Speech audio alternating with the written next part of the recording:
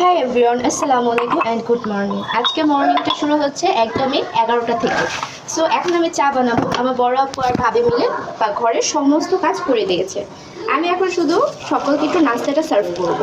সকালে এখন নাস্তা করছে, আমি তাদের জন্য চা বানাতে চলে আসলাম। সকালের নাস্তা কিন্তু চা ছাড়া একদমই চলে না, সবাই নাস্তা করতেছে। এখানে আমি চাটা বানিয়ে নিয়ে যাব এখন। সব কিছু ঠিক আছে, বাট সবার কাপে চিনি দিয়ে চা দিয়ে তারপরে আমার কাপে চিনি দিতে হবে।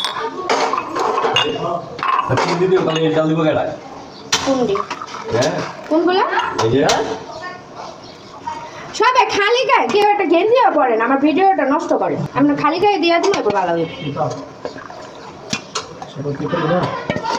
মাছ 5 মিনিট নিয়ে যাবো। তোর আব্বা আমার ফোনটা ছিল না, 5 মিনিট দিতে পারো, আমার সময় তুলে যাবে।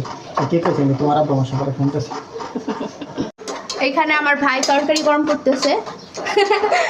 আগের দিন মেহমানেরকে খাওয়া দাওয়া করাইছি, গরুর মাংসে বেঁচে যাওয়া ঝোল। আরে বয়স দিতেছে খাসতে ঘোড়া।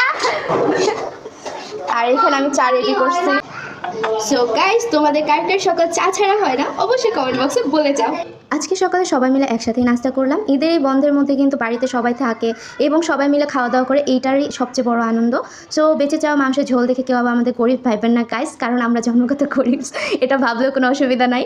আর এই তো ছিল আমার পুরো পরিবার আর আমি। আমার বাবা ছিল না এর মাঝে, তারপরেও আমরা সবাই মিলে ভাই বোন, দুলা ভাই, ভাবি সবাই মিলে খুব আনন্দ করে আজকে সকালটা নাস্তা করলাম। ভালো থাকবেন, সুস্থ থাকবেন, আর ভিডিওটা ভালো লেগে থাকলে একটা লাইক অ্যান্ড একটা সাবস্ক্রাইব করতে ভুলবেন না। আল্লাহ হাফিজ।